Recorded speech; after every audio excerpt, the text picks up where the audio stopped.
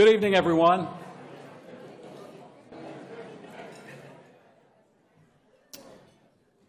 Good evening and welcome back. It's been a while since we've been here. 2019, in fact, was the last time that we had this face-to-face gathering, and we're so happy and excited to be back in person this year. I'm Dave Jordan with WITN TV. We are a Spirit sponsor for tonight's event. And before we do get started, we do want to remind everyone to just silence your cell phones if you could do that for us. I'm pleased to be with you here again tonight as your Master of Ceremonies for ECVC's 57th Anniversary Banquet. And as always, the evening promises to be inspiring. ECVC holds its Anniversary Banquet in October to celebrate National Disabilities Employment Awareness Month. And this year's theme is Disability, Part of the Equity Equation. Let's get our evening moving along now. It's my honor to introduce the Chief Operating Officer for ECVC, Mr. Jason Thomas.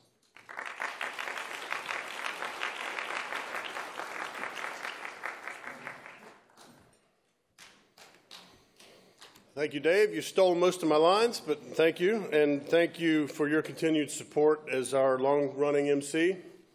And to WITN, our Spirit sponsor and our advertising partner. Good evening, and thank you all for joining us in celebrating ECVC's 57th anniversary and our incredible workforce that has made those 57 years possible. Whether you attend our banquet every year, as many of you do, or if you're a first-timer, we're glad that you're here and you're in for an entertaining and inspiring evening. As Dave mentioned, it has been 3 years since our last banquet. The good thing about that is that nobody will notice this is the same speech I gave in 2019. So if you liked it then, you're in for a treat. If not, you should have dessert in front of you. You may want to go ahead and get started. But actually, a lot has happened in 3 years, hasn't it? The pandemic affected us all in so many ways. But at ECVC, we kept doing what we do. We never closed. We never sent anybody home. As a critical supplier of custom packaged batteries and other products to the Defense Department and other federal agencies, and as a provider of janitorial, sanitization, and recycling services to Pitt County government, we were designated an essential business. Our customers still needed us. Like I said, we didn't send anybody home, we didn't lay anybody off, we just kept doing what we do, and we adapted. We spread out our production areas, we wore masks, we sanitized, we stayed informed about the pandemic and all the precautions that we should take, and we just kept doing our jobs. Our janitorial employees in particular were on the front lines. They helped to limit the spread of COVID in our facilities and our customers' facilities, and you'll hear more about one of those employees later in the program. But tonight is not just about celebrating ECVC's employees, but the accomplishments of all persons with disabilities in the workforce. October is National Disability Employment Awareness Month, and our banquet is about recognizing the capabilities and contributions that employees with disabilities make in every industry.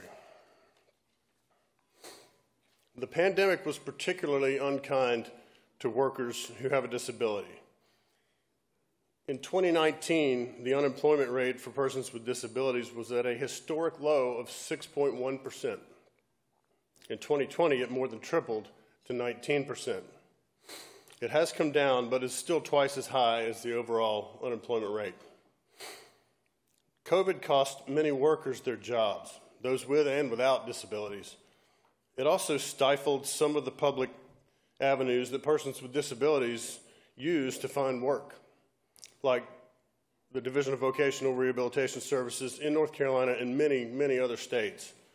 The referrals we get from the state are a fraction of what they were before the pandemic, in part due to the lingering effects of COVID and in part due to some new policies at the state level. So ECVC is stepping up its recruitment efforts using non-traditional sources and marketing directly to prospective workers. Our employment mission is twofold, both to hire persons with disabilities to work at ECVC and to place workers at other companies in our community. If you're not aware of all the things we do, here's a 30-second commercial. ECVC is one of Greenville's largest and longest-running manufacturers. We make, package, warehouse, and distribute a diverse line of products for the federal government, military-based supply centers, and commercial businesses here in Greenville and around the country.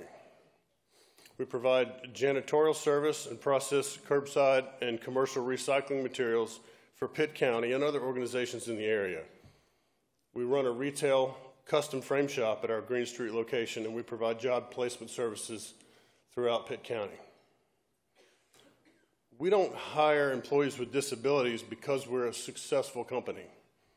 We are a successful company because we hire employees with disabilities. Remember that next time you need to fill a position at your company. Before I wrap up, I'd like to recognize the elected and appointed officials who are with us tonight and thank some of our sponsors.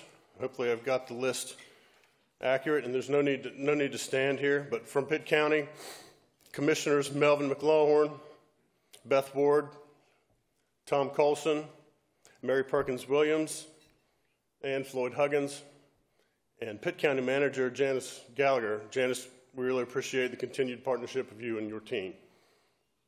From the City of Greenville, Mayor P.J. Connolly, City Council members Monica Daniels and Les Robinson, and City Manager Ann Wall.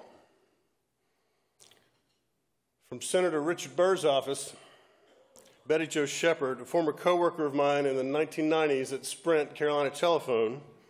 That was before, as Betty Jo likes to say, her first retirement. I hear she has another one coming up, so Betty Jo, we wish you the best. And from Senator Tom Tillis' office, Trey Lewis, one of our most frequent customers in the frame shop. Thank you all for being here. We have a lot of sponsors for tonight. I can't mention them all, but they have been scrolling and will continue to scroll across the screens. But I do want to mention a handful of sponsors. Our diamond sponsor and one of our most critical suppliers and partners, Energizer. Thank you, Brad, Jim, and your team. We appreciate your support, and thanks for being here. Platinum sponsor and our trusted financial partner, Southern Bank. Gold sponsor, our trusted partner, Town Insurance. We have two silver sponsors, Grady White Boats, and our cardboard box supplier, Package Craft, who last night was named Industry of the Year by the Pitt County Economic Development Commission. Congratulations to Craig and his team. Service Roofing is a Bronze Plus sponsor. We have several bronze sponsors, Colombo Kitchen Attorneys, Inaco East, Bill Good Photography, Panasonic, a longtime battery supplier, Practicon, a great local customer, Saft, another longtime battery supplier, Sound Partners, our new investment advisors, and UNX Christians. Thanks to each of you and to all the sponsors that make tonight's event possible. Thanks also to Ellen Jackson for heading up our banquet committee again. I don't know how many years that is, but again. And everyone who helped Ellen, because it was a big team, all the folks checking you in, greeting you tonight, and a lot of folks that you probably didn't see. It takes a big effort from our team, and thank you all for doing that. Thanks to our president and CEO, Lisa Ward Ross, for her leadership and many years of service to ECVC. If you are a member of ECVC's board or ECVC's foundation board, would you please stand? I'm not going to try to name all these folks, but we do have two boards that help us support us in running our business and achieving our mission, and we thank you for your support.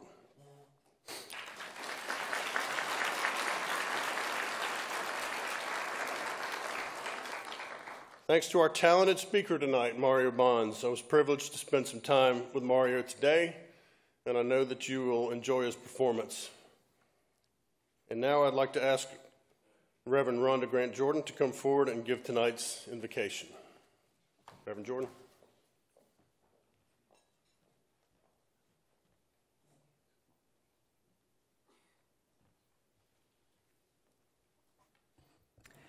Good evening. Would you please bow with me for a word of prayer? creator and sustainer of all that is or will ever be. We ask that you accept our thanks for this day and all of its blessings. As we gather this evening, we pray that we are ever mindful of the opportunities and our responsibilities to render our service to our fellow citizens in this community, in our country, and in the world. Help us to keep in mind the enduring value of life. Help us to exert our efforts in those areas and on those things upon which future generations can build with confidence. We are thankful for the Eastern Carolina Vocational Center and its commitment to assist others in reaching their full potential. We are also thankful for those who give generously to ensure that this commitment continues. And now, for the bountiful blessings that we are about to receive and enjoy, we give thanks and ask that it will be for the nourishment of our bodies and our bodies to your service. In the name of the one I worship, Jesus the Christ. Amen.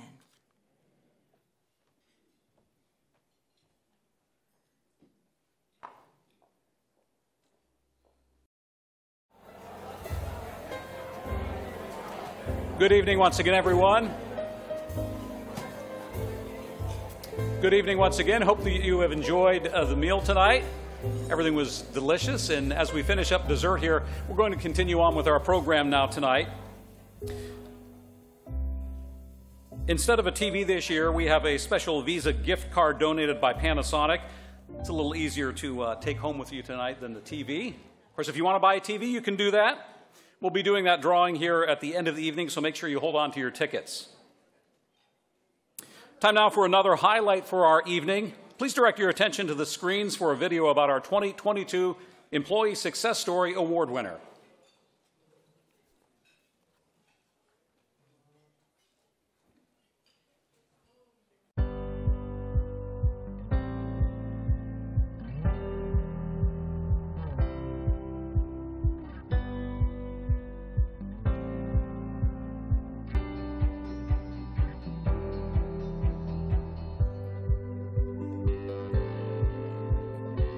My name is Charlotte Ward.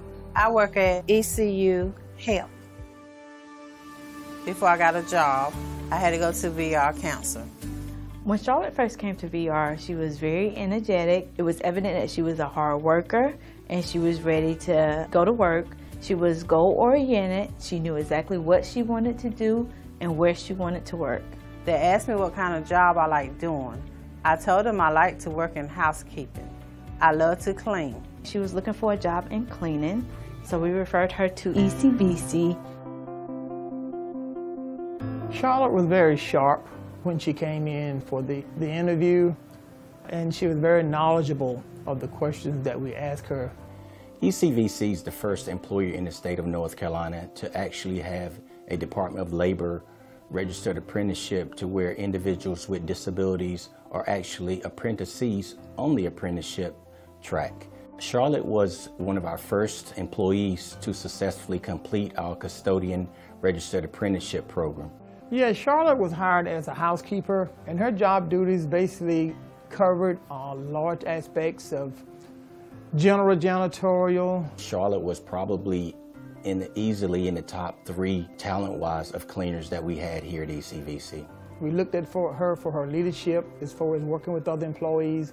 She did the detention center. She did multiple locations at one time. She was very multifaceted at what she did, so Charlotte was on board for whatever we needed her for.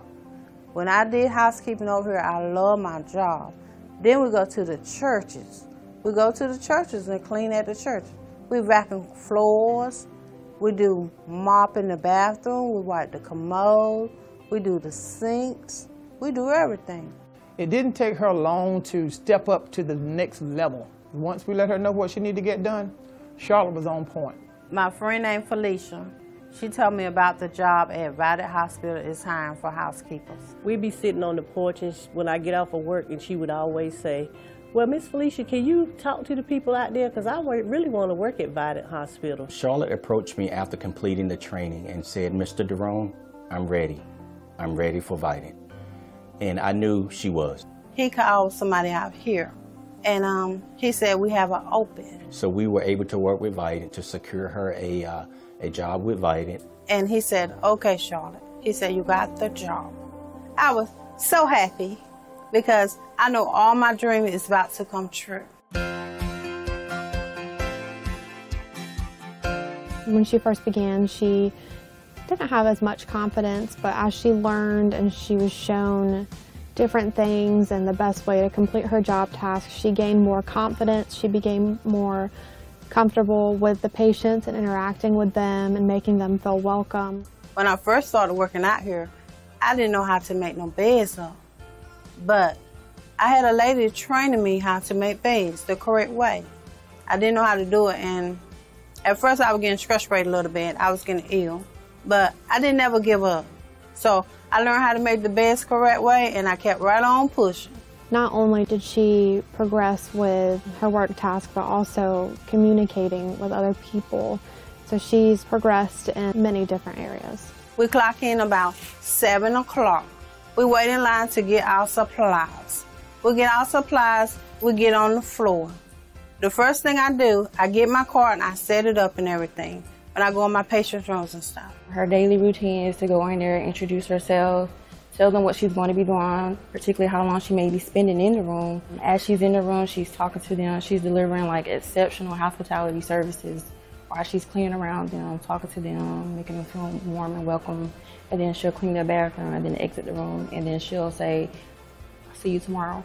Charlotte's work ethic is top-notch. She does an excellent job, and I know when I'm working and Charlotte's working that all the rooms are going to be cleaned appropriately. Charlotte is a very personable person with the patients. She cleans really well, and she's just all around a good person to work with. She's wonderful. Her patients love her. The staff love her. She does an exceptional job. She's excellent, professional, does a great job, and everybody loves her. And we're just so proud of her and thankful that she's on our team. She makes everybody feel comfortable, really makes them feel like family. She really puts her best foot forward and just makes you feel welcome.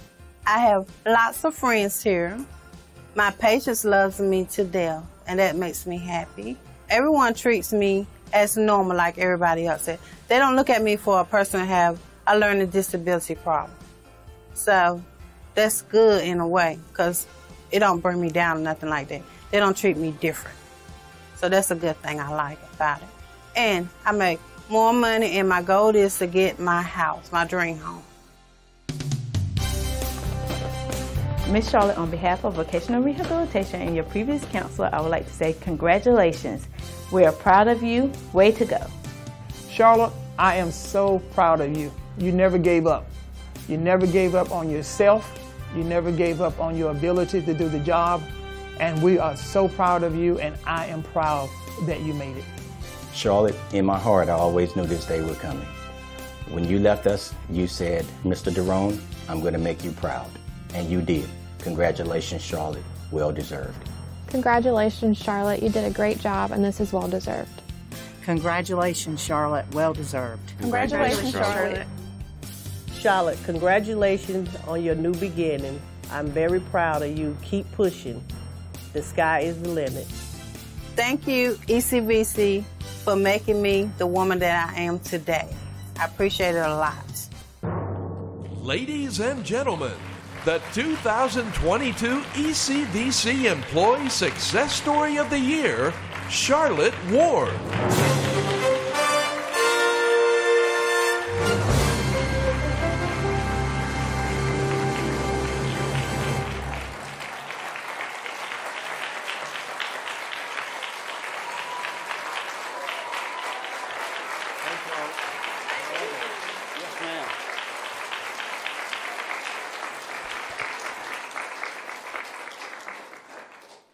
Hello, and I'm Jim Clement, and I am so fortunate to be the chairman of the board of directors of ECVC. And tonight, I have the distinct honor of recognizing Charlotte Ward. You guys have all seen the video, and what she has accomplished, her work ethic, and the way she goes about conducting her life every day is a real, for all of us. I want to give you a hand. You are deserving of this award for many reasons. and I'm so proud to recognize you tonight. Your family, your co-workers, all of us here tonight want to say congratulations to you, Charlotte. I have a little plaque for you that I want to recognize. All right, and I'm going to read this to you.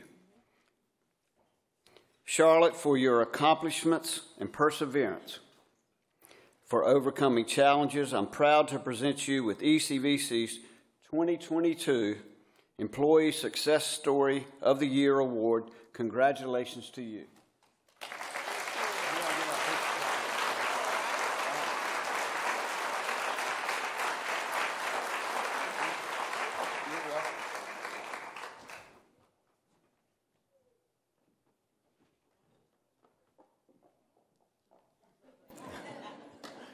Thank you, Jim, and congratulations, Charlotte, once again. Very great job. We appreciate everything you're doing. All right, we want to get on to another part of our evening tonight, our special guest speaker. We think that we fully comprehend that courage, creativity, and determination are critical to our success. However, you will quickly see how much we all still have to learn about the innate power of these concepts when you hear the story of Mario Bonds. He is a multi-talented motivational speaker and a singer and a songwriter. Made famous by NBC Universal's 2012 run of the Glee Project on season 2, in which he showed the world that a person with a disability can rise to meet any challenge. Mario enjoys entertaining and inspiring millions. Born with morning glory syndrome, a degenerative condition that gradually destroyed the optic nerve in both of his eyes, he was completely blind by the tender age of 9. After losing both his vision and his parents, Mario experienced a childhood the likes of which few of us can ever imagine, suffering abuse on a number of levels, abandonment, and eventually homelessness. Amazingly, one thing that he never suffered from was hopelessness. Instead of allowing these setbacks to define him, Mario utilized them to propel himself forward. He is the author of Without Sight, but Full of Vision. It's a memoir recounting how he overcame a childhood marked by blindness, abuse, and abandonment. Mario exemplifies the philosophy that triumph and success are still possible, no matter the obstacle, with sufficient courage, creativity, and determination to overcome the odds. His experiences and lessons will motivate you tonight, both personally and professionally, to push the envelope, overcome any difficulty, and ultimately make the choices that will set you along the path to achieving your goals. He demonstrates what it truly means to overcome adversity, and you will undoubtedly walk away inspired tonight. Please join me in welcoming Mario to the stage.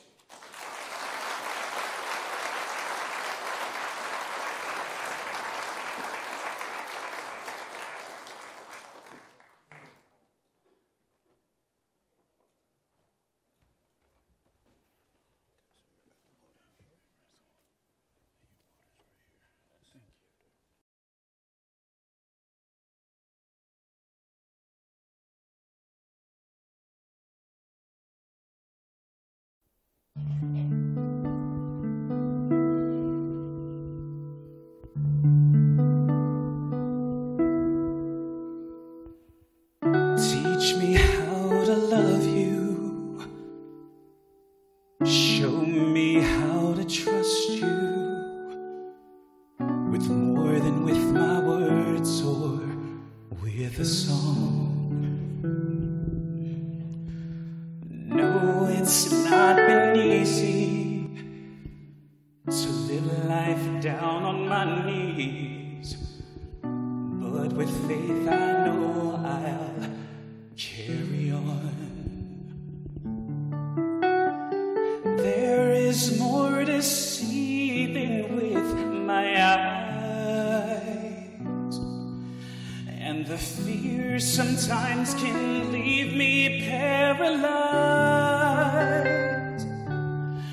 I realize that I'm not in control, yet it is well with my soul. everything's against me. There's arrows all around me. I never knew this fight would last so long. In seasons of depression, I plead for your protection. Please make me right. I'm tired of being wrong. Every time there's hope, it seems to die. And the voices all around me feed that lie. And everything I see tells me, Mario, let go.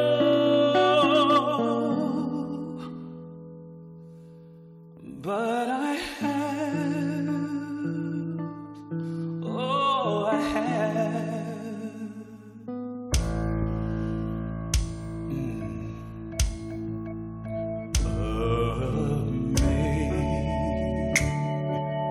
Amazing grace, how sweet the sound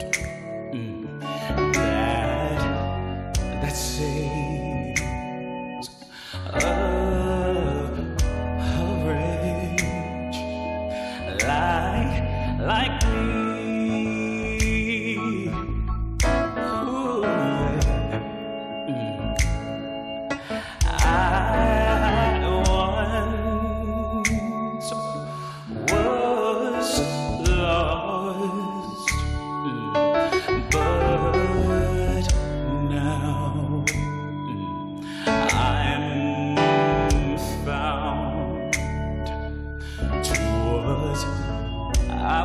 Blind, but now I see. There's something about finally being able to see with your eyes open. Now I see. Oh, I see. Because I have amazing grace. Amazing grace. I got amazing grace. Amazing grace. It's something that I live with. I got amazing grace. Amazing grace. What disability do I have to think about? I got amazing grace. Amazing grace. I think that you're amazing. You're amazing grace. Amazing grace. I got amazing grace. Amazing, amazing, amazing, amazing. Yeah. Amazing, amazing, amazing, amazing. Got amazing grace. Amazing grace. I think that, oh, you're amazing. You're amazing. Oh, you're amazing. You're amazing. Amazing grace. I got amazing. I feel amazing. I got amazing. Hear me say, amazing grace.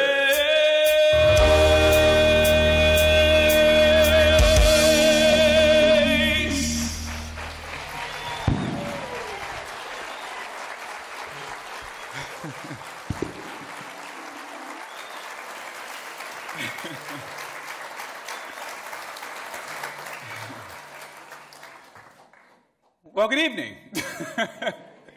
I'm feeling amazing.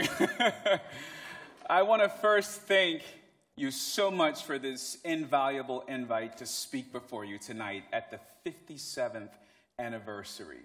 I think the work that you do is absolutely amazing. And I think about some of the facts. With 10,000 job placements over the past 57 years, you guys need to give yourselves a round of applause because you deserve it.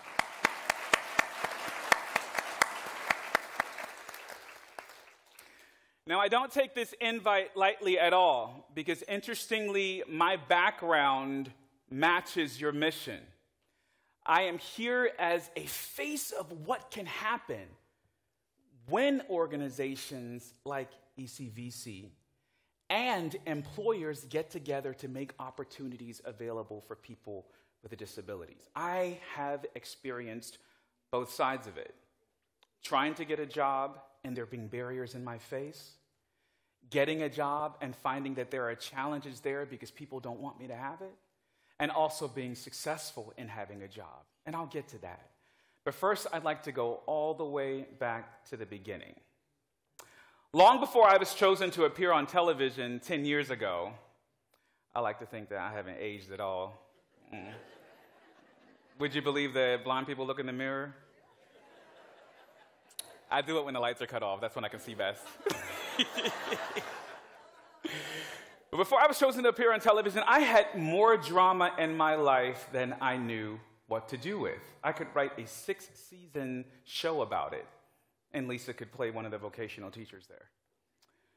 Now, the drama in my life, I come from a very large family of 9 siblings. My mother and father had 2 sets of twins, 2 single-born children, and a set of triplets. And I'm in the triplet, 2 girls and me.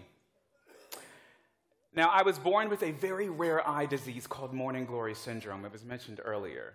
Now, if you're familiar with the way the eye works, you have the eyeball, you have the retina, and then you have the optic nerve, which is very critical for processing images and then passing those images onto the brain. Well, when morning glory syndrome runs its course, it leaves the optic nerve looking like, I think the doctor was drunk when he named it. It leaves the optic nerve looking like the morning glory flower. I've never seen the morning glory flower, but I wish to go to a garden so I can rip them all up. Needless to say, the deterioration leads to total blindness. Now, interestingly, most subjects that get morning glory, it's very rare, have it in one eye. I have it in both. And I've talked to individuals that had it in one eye and say, oh my goodness, you inspired me. And I'm thinking, well, gee, you still have half vision. But then I got it. You have no vision with morning glory syndrome, and you are out here doing your best. Now, I'll come back to my blindness in a moment, but first I'd like to describe the day-to-day reality that my family faced, and maybe you'll be able to relate to some of it. My family was destitute. My family lived in a kaleidoscope of emergency shelters, broken down motels, and we even spent time living in a car.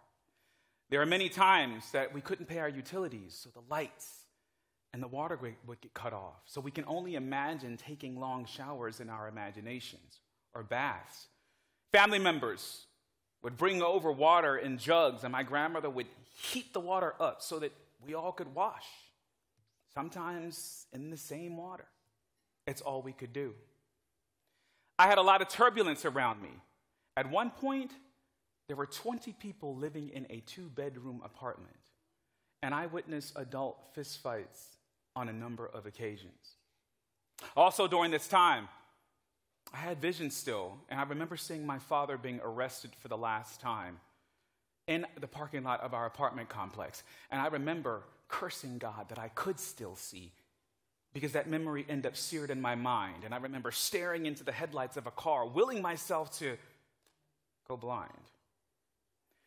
Now, again, I started life with full vision. So I had been used to riding bikes, getting in fights. I used to lose them, but ask somebody to fight me now. Playing video games, watching the mindless Simpsons. And then when I went blind, I couldn't do those things.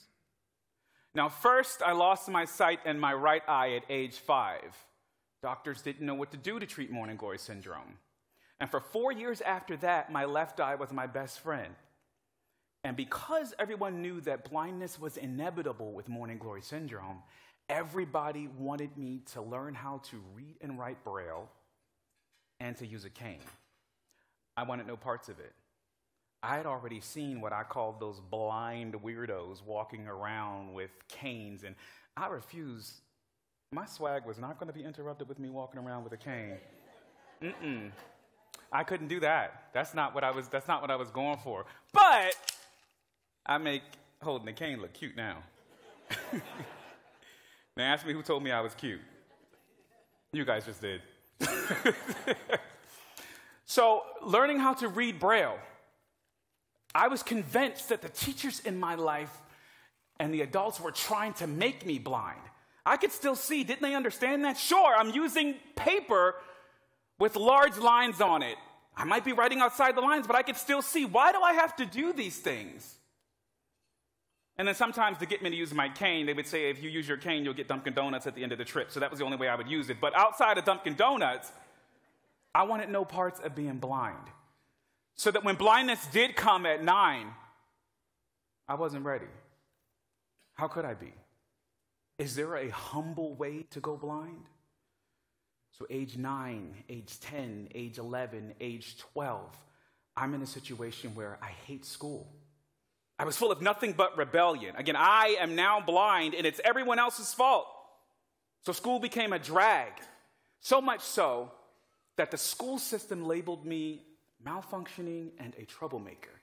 And they told my grandmother, who incidentally is from Greenville, North Carolina, and did not graduate from high school, they told her that your grandson is destined for a life of no success if you do not send him away to a school for the blind. Take him out of public school and put him in a segregated experience for the blind. Those schools have their places, but my grandmother said, no. This is where she carried the philosophy that ECVC carries, where she said, you all need to train him in place, keep him, she didn't have the right language, but you all know what she meant, keep him with the regular folk. But you know what Grandma meant by that. So Grandma fought and said, no, I'd like him to stay with the regular folk and give him the technology he needs in place. And they told her, no, Ms. Bonds, you don't know what you're talking about. You don't know what you're doing. You're going to ruin him, and you are the worst thing that ever happened to your grandson. But still, my grandmother fought to keep me in mainstream school and to get me trained so that I could be a part of society. Why be separate? And so we ended up leaving this county in Maryland and moving to Virginia. I'm still in rebellion, and this school also sees, oh goodness, what is wrong with this child? But this is where things changed. The school system in Virginia quickly saw that I was a child who was using my blindness as an excuse to not do anything, and that I was using my family's destitute situation to hold myself back.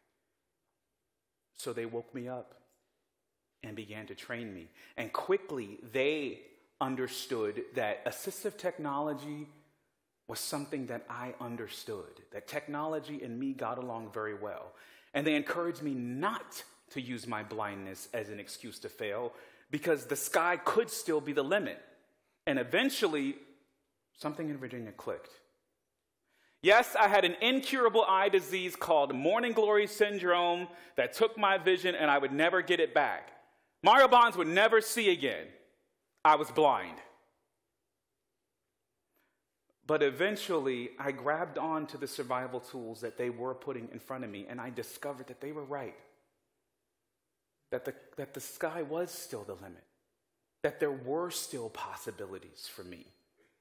So quickly, they trained me on how to use talking computers, which at the time simply consisted of being able to independently word process with the talking software, surf the internet, write emails, even learn how to print my own work for my teachers. And then shortly after that, they had me teaching the other blind students on how to do the same thing without a paycheck. So I think, yeah, retroactively, we need to talk to Fairfax County, because that's, I don't think that's right. But it worked.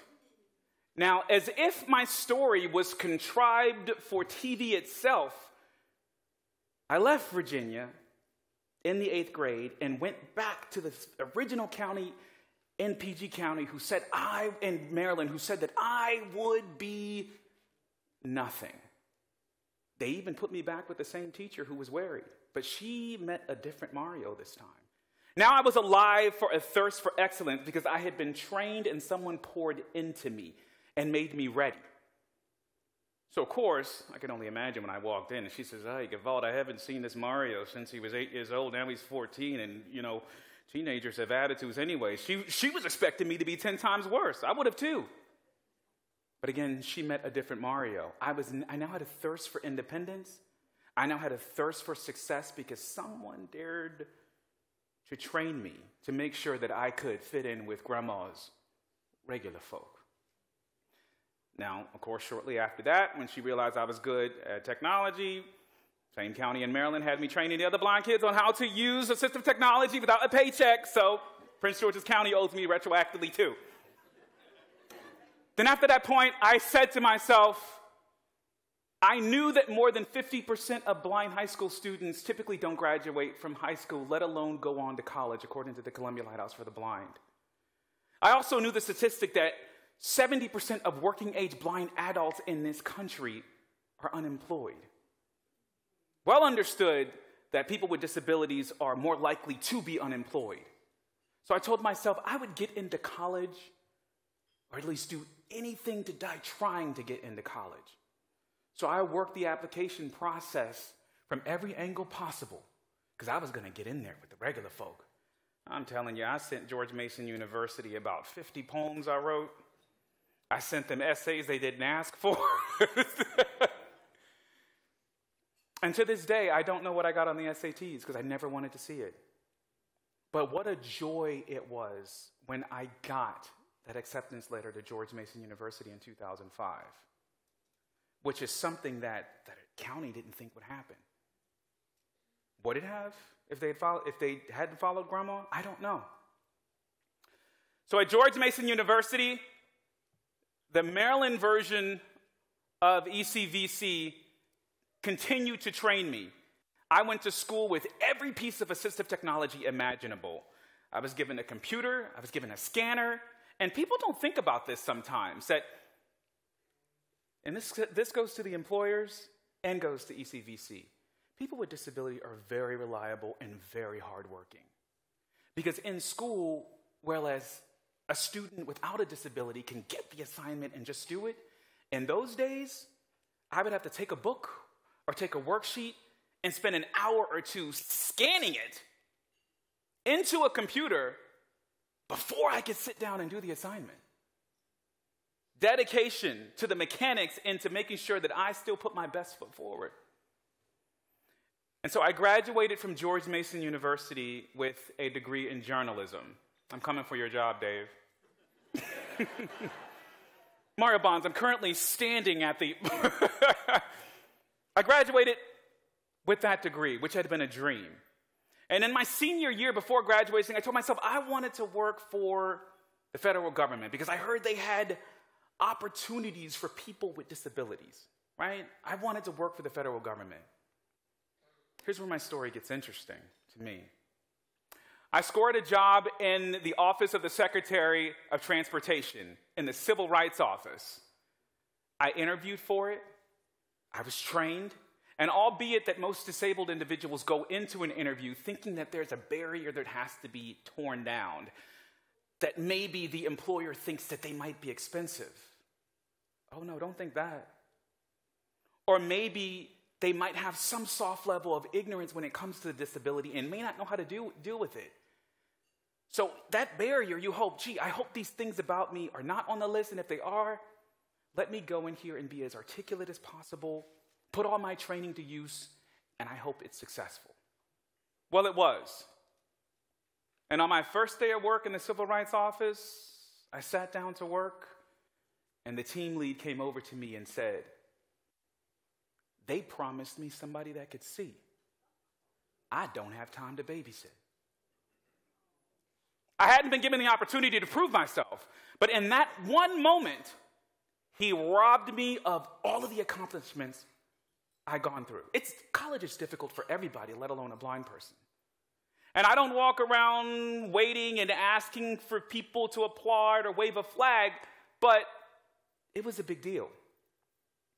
And so after this experience, this person treated me as if I was under laser vision for them, constantly watching me, expecting me to fail, expecting me to mess up.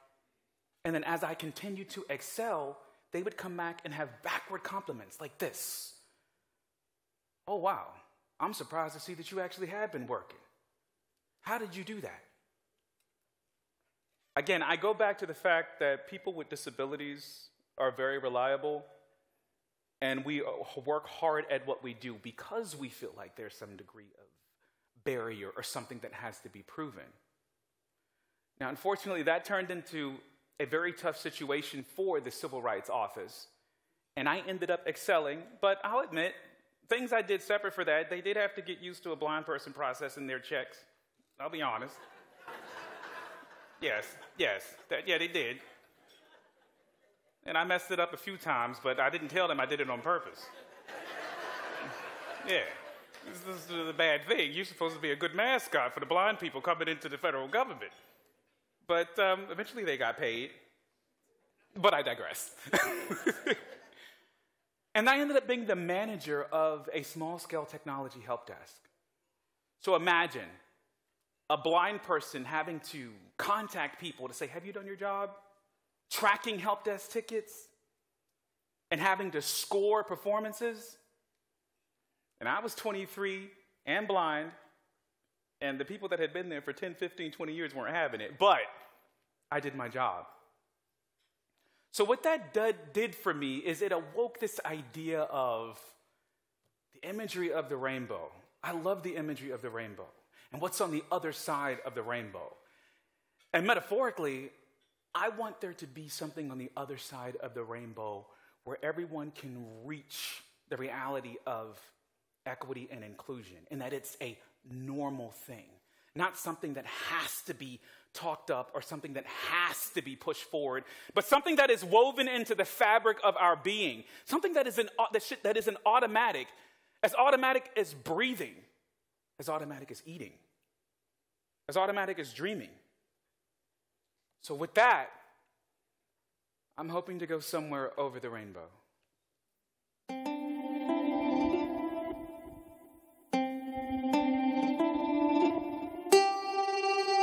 Someday I wish upon a star to wake up where the clouds are far behind, where troubles melt like lemon drops high above the chimney top. That's where you'll find me. I'll be somewhere over the rainbow. I'll be way up high, where there's a land that I dreamed of once in a lullaby.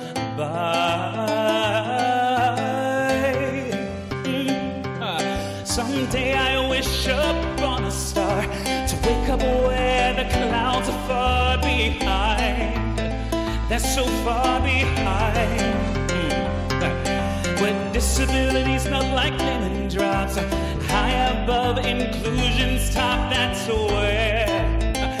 That's where you'll find me. I'll be somewhere over the rainbow, where bluebirds fly. If those birds fly over the rainbow, then why can't I hear me say, someday I wish upon a star to wake up where the clouds are far behind. They're so far behind, where troubles melt like lemon drops above the chimney top. That's where you'll find me. I'll be somewhere over the rainbow, where bluebirds fly. See, if birds fly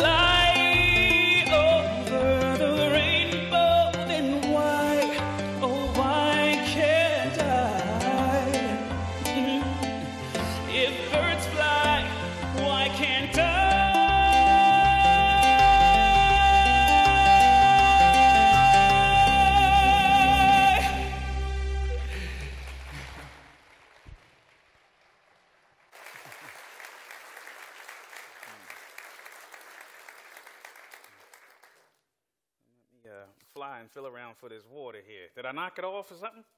Oop, here it is. Success.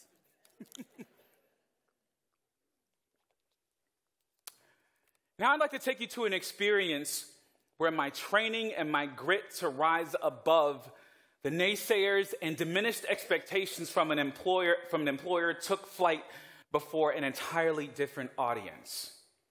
2012, as we've said, is when I was on the Glee Project. But the road to the Glee Project is an interesting story. Now, naturally, NBC Universal was having a casting special, and clear to everyone's knowledge, you just say, they want to look like they're paying attention to equal access and inclusion, but are they really? On November 12th in 2012, that was when a friend came to me and said, the Glee Project is requesting that people submit online audition videos for the show. Now, the show was a competition reality show on the Oxygen Network where you would perform, and if you won, you would end up with a 7-episode arc on Fox's show Glee that was on at the time about a high school Glee club. So I said, you know what? It won't hurt. I auditioned for American Idol and a few other things, so it won't hurt. I'll just do a video and leave it at that. And you know what? I'm going to sing a Broadway song that's normally sung by a chick. So I learned a Broadway song on the piano, and I sung it, and I belted and did what I could and turned in the video. And then that same friend came to me and said, well, they're holding in-person auditions tomorrow. Do you want to go? And I had been sick of being told no in person. And I didn't think they were going to choose me anyways. A blind black guy, yeah, they're not going to choose me. And this friend said, you know, Mario, it's absolutely ridiculous that I believe in you more than you believe in yourself. And I said to myself, you are a jerk for saying that? I am a very competitive person. I am not going to have you believe in me more than I believe in me. So with that being said, I made the decision to go with him to the in-person auditions. Now, it's interesting. These auditions started at 10 o'clock in the morning in New York, but at 12 noon, we were still on the bus on the way to New York from Maryland. And so immediately you say to yourself, we are absolutely wasting our time. And then we get there off the bus. Now, this friend has an ankle that doesn't bend, which means it's difficult for him to walk. And so this guy that could hardly walk and this blind dude holding on to his arm were traversing the streets of New York to run to the audition site so Mario could have his bite at getting on the Glee Project. And when we got there were 8,000 people standing in line. And I said, this is a waste of time. But this becomes a situation where I'm kind of glad that the ADA existed, because for some reason somebody came outside and had us skip the line, and I was like, as they're walking past, there it is right there. I don't know how long you guys are going to be out here, but I'm going inside. True story. Yes, for the ADA. And then so once we were inside, the first level of auditions had 8 people that would stand side by side, and you had 20 seconds to sing something that would be memorable. You would need to sing and step back in line, but I don't follow instructions, because at this point, I was insatiable for trying to get to success, and I had been well trained. Mario, have confidence. Blindness means nothing. So instead of singing when I stepped forward, I first talked. And I said, my name is Mario Bonds. I look a lot younger than I actually am. Mind you, this was 10 years ago, and you had to convincingly look like a teenager in order to be on the show. You know, at 35, I'll give myself mid-20s, but at 24, it was 15. So I said that, and then I sung my song, and I stepped back in place. My sister's there as well. She auditioned. She stepped back in place. And at the end of it, they said, all of you guys, thank you for coming. Mario, would you please step forward? And I was confused because I'm like, my sister sung a little better than me. What do you mean? I was stunned. And they said, well, we're going to send you on to the next round of auditions, which is in front of our producers. And I'm like, okay, wow. And she said, and by the way, you sing very well, and I love your smile. And I said, so maybe this is why I'm getting through.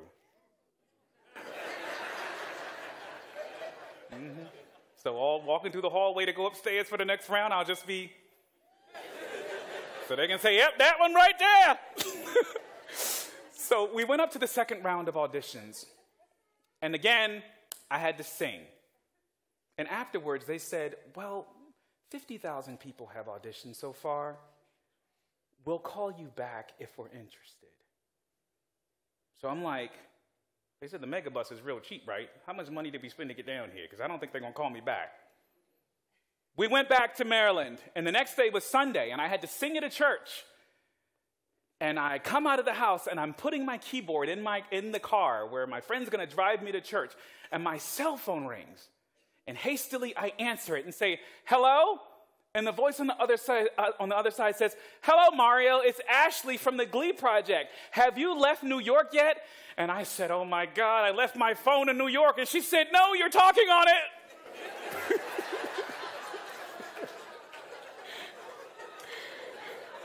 And so I paused cartoonishly, and I'm like, oh.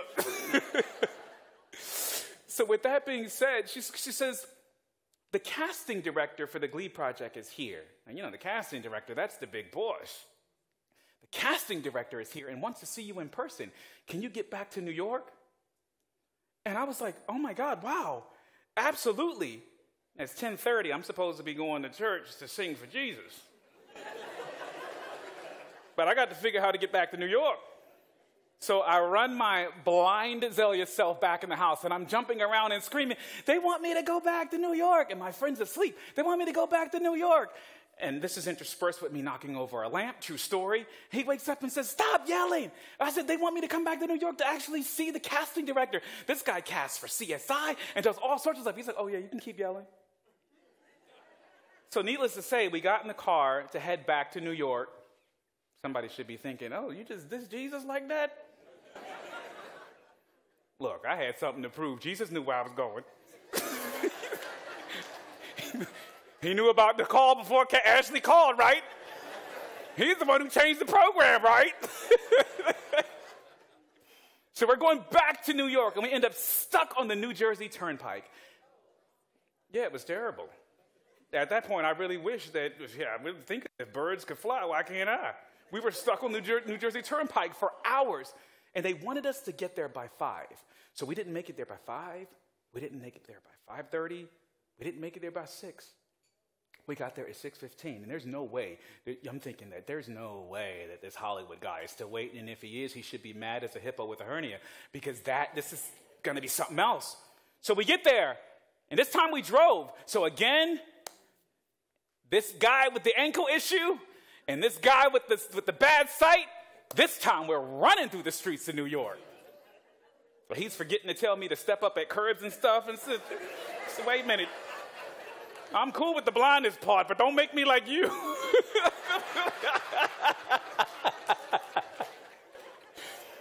So when we finally got there, they told me, Robert missed a plane waiting for you.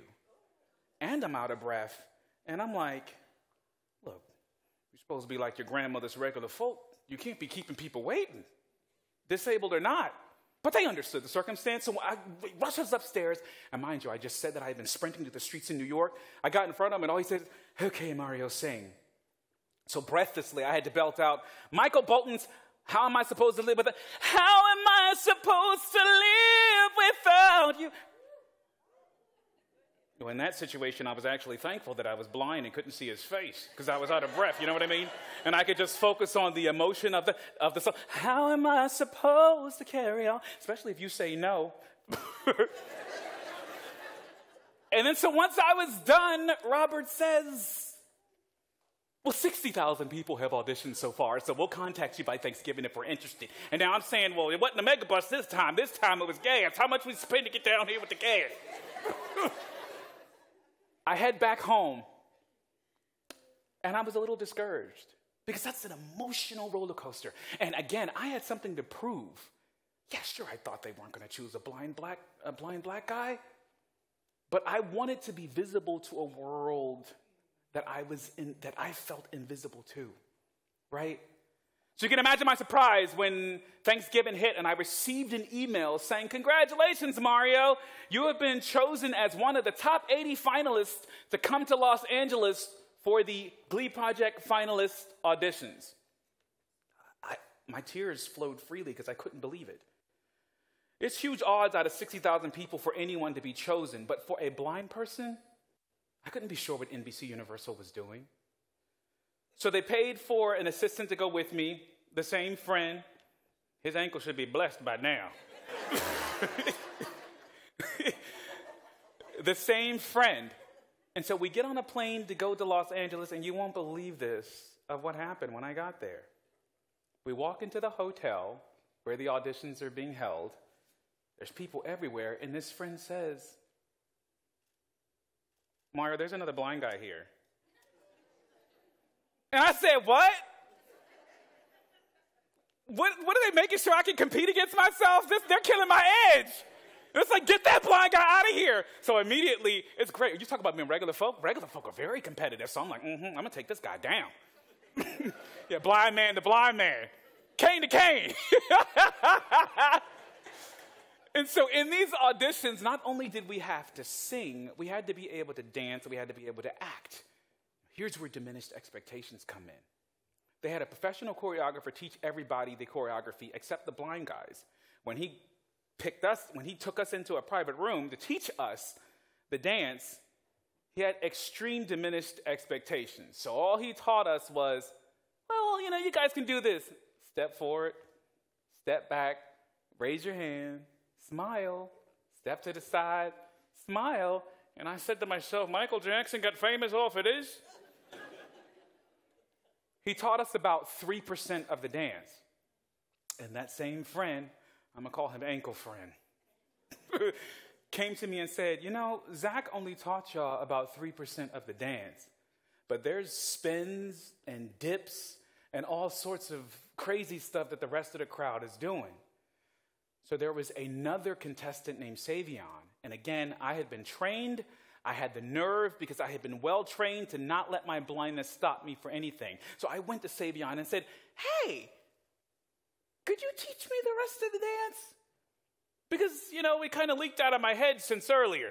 Could you teach me the rest of the dance? And he taught me the entire routine. Very sophisticated stuff, spinning and dipping and, I don't know this area too well, so I'm not going to drop it low for you right now because I don't want to fall off the stage. We're not going to, we're just going to have to imagine it.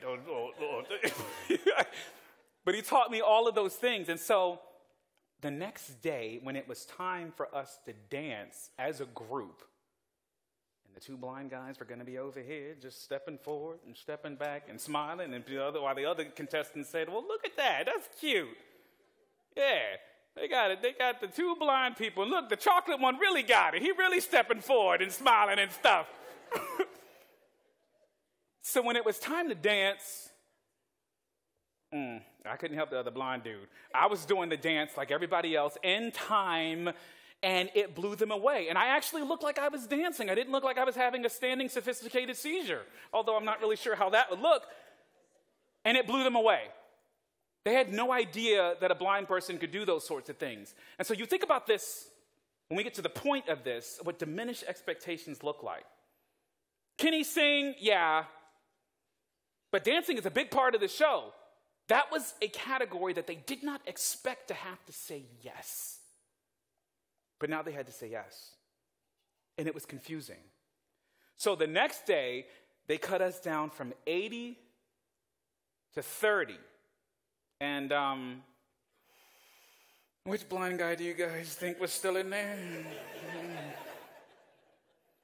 Now, I'll tell you, this guy can play the piano 100 times better than me, and I was scared. And I said, well, wait a minute. It's a singing, dancing, and acting thing, so your fingers can play all they want. But so anyways, after we left, they said it'll be a month before we choose the final 14. They were going to choose 7 boys and 7 girls to be on the season. So again, I go back home, convinced that NBC Universal is just thriving on, well, in our casting special, we'll show that we invited disabled people. And this is just good TV. Mario Bonds is interesting to watch, I guess. So when Christmas hit, I get a call on Skype.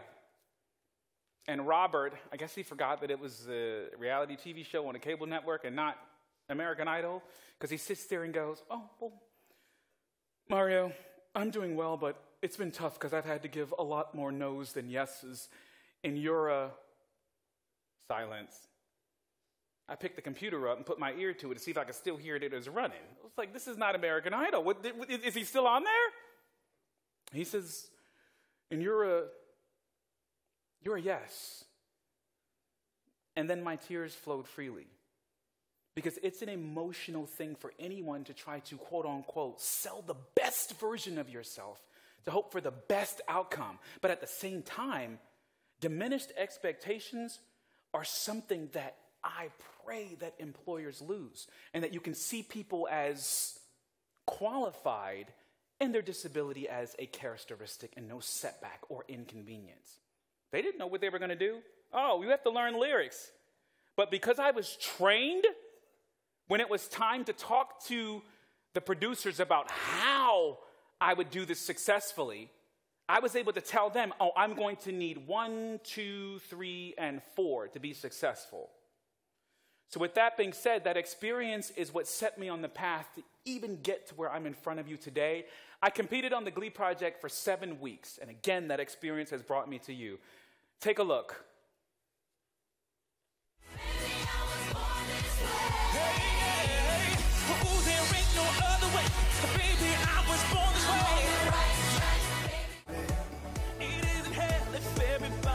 My name tonight. All right.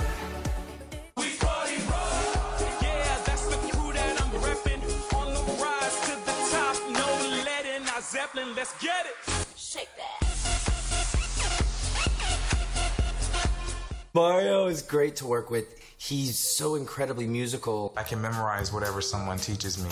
What I would do is touch the person's feet, or touch their legs, or touch their arms, so that I can get a mental picture in my head of what my body is supposed to be doing at a given part of the song. So your arm is kind of like as if it's turning. Yes, and my arm is going down, I'm going down. I'm hella talented. I will sing and dance my blind way into Glee. People watch this competition, I hope that they see a talented, fearless, inspirational young man that happens to be blind, and not a blind person that they let on the Glee Project. I'm so much more than that. Blindness is the last thing on my list. There's nothing you can say, there's nothing you can do, and there's no other way when it comes to the truth. Just keep holding on. You know we'll make it through, we'll make it through.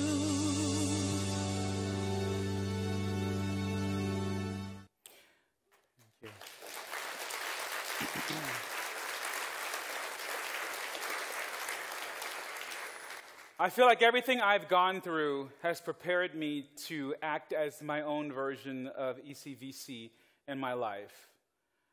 And at age 29, I became a licensed foster care provider because my mother figure was taking care of a child, and she decided she wanted to get out of foster care, and I was worried about what would happen to him, so I ended up licensed.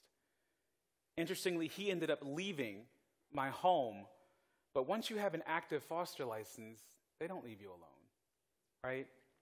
They call and call and call. And 4 times, a child was temporarily placed in my home, and that placement was turned into a permanent placement.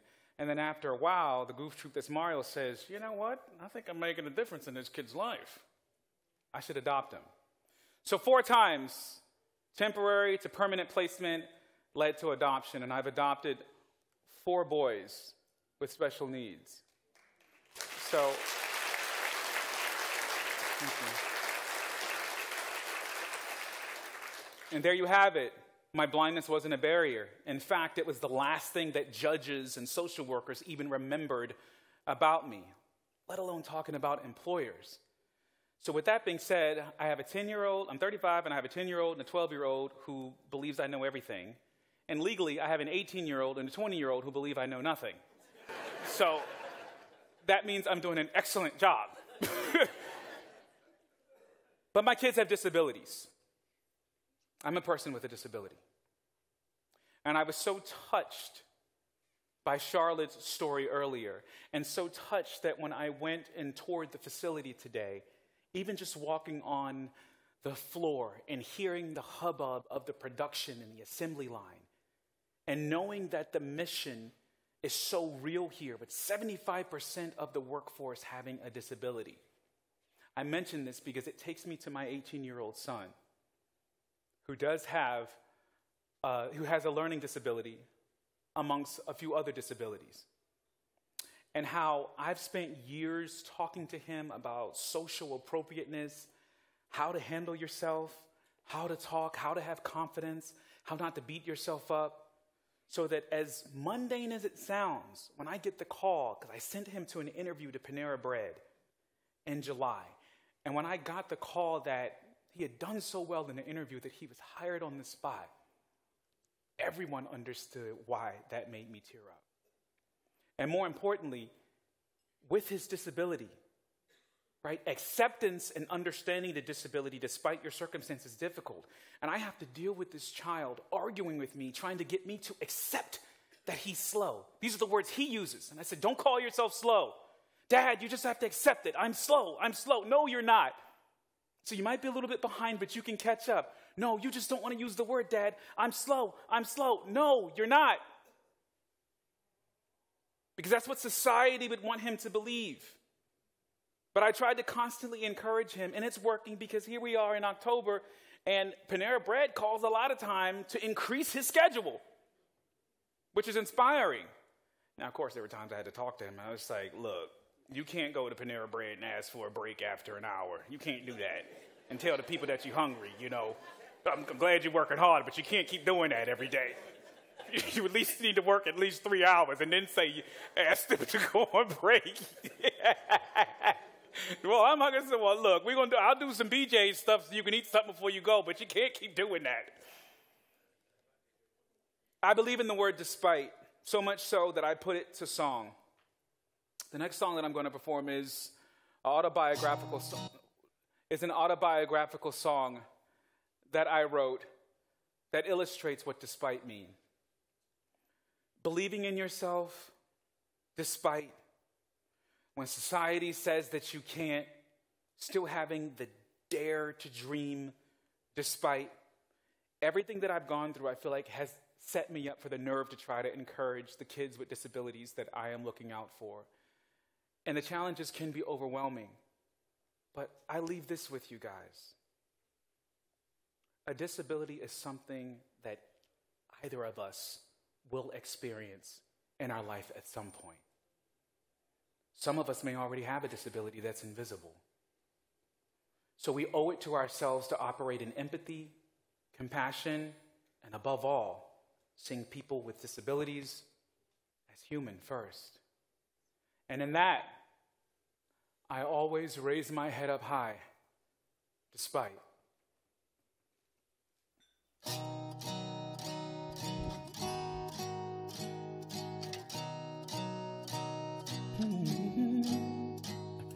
Somebody told you you'd never be anything. Somebody made you feel like life wasn't worth a thing. Tell me who told you to forget what you believe. Why do you feel like you'll never sing? Well, don't let them steal your all. No, you should stand real tall. No matter what people say, you must realize you gotta raise your head up high despite. Don't let people steal your heart. Know who you are, 'cause you are a star. You better keep the faith and don't give up your dreams, 'cause if that's what you want, then you just raise your head. I like this. You say that they're blocking you and that you feel down. This world can't block all of you. You must stand your ground. Well, tell me who told you to forget your plans. Why do you feel like you'll never dare say, well, don't let them steal your best. Oh no, you gotta stick out your chest. No matter what people say, no matter what they say, you must realize you gotta raise your head up. Don't let people, don't let them steal your heart. You gotta know who you are. You are the star. Keep the faith and don't give up your plans. Don't let people steal. Don't let them steal your heart. You gotta know who you are. You are the star. Keep the faith and don't give up. 'Cause that's what you gotta raise your head up high and swim. Get your armor when the strife has begun. I swear to you, you won't lose. No, gotta be bold and then you will soar. So realize you gotta raise your head up. Gotta. One, two. Don't let people. Don't let them steal your heart. You gotta know who you are. 'Cause you are a star. Keep the faith. Don't give up your dreams. Now I'll say despite. Oh, despite. Say brother fight. Yeah, sister fight. Raise your head. Away your body. Say now don't you give up. No, go do what you wanna do. Just sing and you dance. And then you swear. Get whatever you want. You sing and we go dance. And then you swear. Now say despite. Oh, despite. Hey, despite. You gotta keep on walking. You gotta keep on dreaming. You gotta keep on living. Hey, hey, hey. Despite.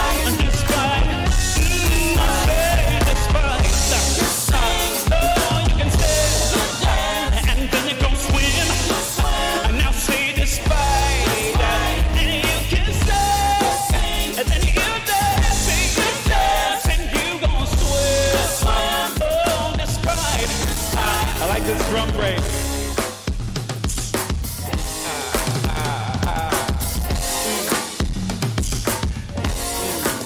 When I'm feeling down, this song always brings me back up. You can still make it despite. Listen. Cha, cha, cha, cha. Don't you let them steal what you believe. Raise your head way up high and sing. Don't you let them steal your all. Sister, you better stand tall. So if you feel down, you better stand your ground.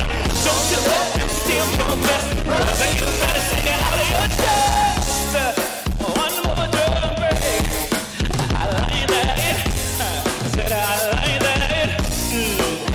Oh, despite. Despite. Hey, despite. One more time. But don't you let them steal what you believe. Raise your head way up high and sing. Don't you let them steal your best. Sister, you better, you better, you better. Don't let you feel down. You better still stand your ground. Don't you let them steal your best. Brother, you better. Fight!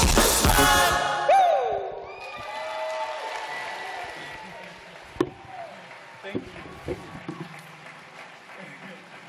Thank you. I need some water. Thank you.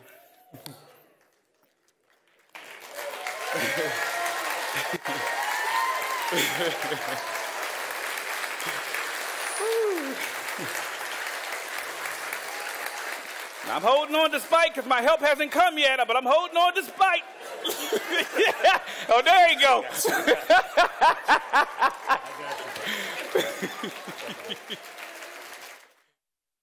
Yo.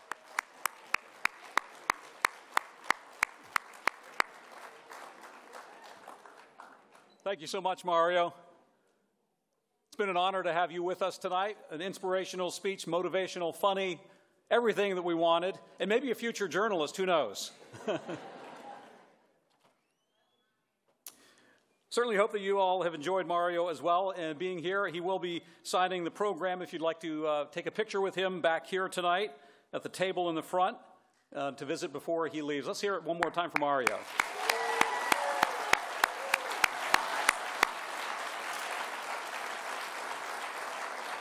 All right, you want to get those tickets out now because we have one lucky winner going home with a $500 gift card tonight.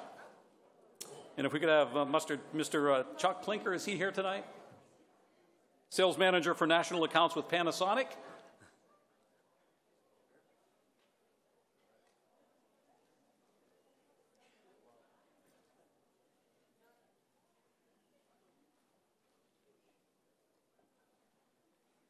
All right, the winning number, 567182. Anybody have that? Right over here. All right. Come on up.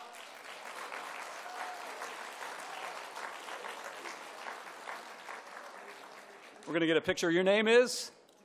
Dakota. Say that again? Dakota. From where? Okay. I mean your company. Ennico East. Okay. Congratulations. Come on up here. We're going to get a picture real quick. Step over here.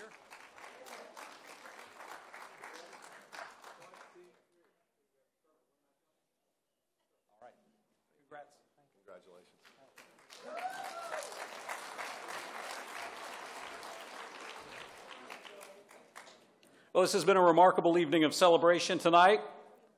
It, of course, is nice to be back in person as well. Congratulations again tonight to Charlotte.